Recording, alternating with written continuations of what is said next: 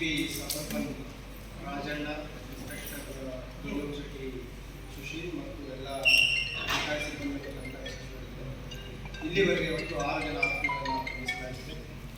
ತಮಗೆಲ್ಲ ತಿಳಿದಿರುವ ಹಾಗೆ ಘಟನೆಗೆ ಮೂಲ ಕಾರಣ ಅಂತಂದರೆ ಯಾರು ಮೃತ ಸುಮಿತ್ ಅವರ ಅಣ್ಣ ಸಚಿನ್ ಅವನು ಈ ಆರೋಪಿಗಳ ಕುಟುಂಬದ ಹುಡುಗಿ ಜೊತೆ ಪ್ರೀತಿಯ ವಿಚಾರ ನಡೀತಾ ಇತ್ತು. ಅದೇ ಹಿನ್ನೆಲೆಯಲ್ಲಿ ಅವರಿಗೆ ಸುಮಾರು ತಿಂಗಳುಗಳಿಂದ ವರ್ಷಗಳಿಂದ ವಾದ ವಿವಾದ ಆಗ್ತಾ ಇತ್ತು. ಮತ್ತು ಮದುವೆ ಪ್ರಸ್ತಾವನೆ ಕೂಡ ಆಗಾಗ ಮಾಡ್ತಾ ಇದ್ರು.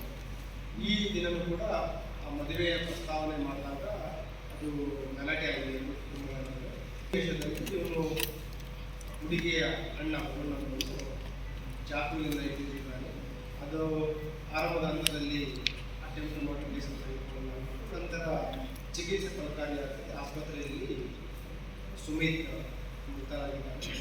ಈ ಒಂದು ಹಿನ್ನೆಲೆಯಲ್ಲಿ ಅದನ್ನು ಕೊಲೆ ಪ್ರಕರಣವನ್ನು ಸೆಕ್ಷನ್ಗಳನ್ನು ಆ್ಯಡ್ ಮಾಡಿಕೊಂಡು ಆರೋಪಿಗಳನ್ನು ಬಂಧಿಸಲಾಗಿದೆ.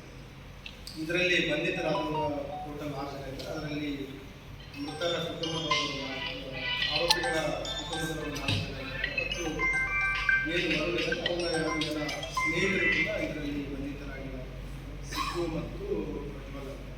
ಇನ್ನೂ 2 ಜನ ಆರೋಪಿಗಳನ್ನು ನಾವು ಬಂಧನ ಮಾಡಲಿಕ್ಕೆ ಬೆಲೆಯನ್ನು ಬಿಸಿದ್ದೀವಿ. ಈ ಆರೋಪಿಗಳ ಹಿನ್ನೆಲೆಯನ್ನು ನಾವು ನೋಡಿದರೆ ಇವರು ಏನು ಆರೋಪಿದ್ದಾರೆ ಅವನು ಆಟೋಟಲ್ಲಿದ್ದಾರೆ ಮತ್ತು ಇವನಿಗೆ ಸಹಾಯ ಮಾಡಲಿಕ್ಕೆ ಬಂದ ಸಿದ್ದು ಅಲಿಯಾಸ್ ಸಿದ್ದರಾಮ ಅವನ ಒಂದು ರಾಗೇನಹಳ್ಳಿಯಲ್ಲಿ ಒಂದು ಪಾನ್ ಶಾಪ್.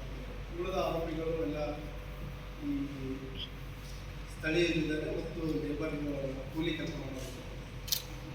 ಅಂದರೆ ಅವತ್ತೇನು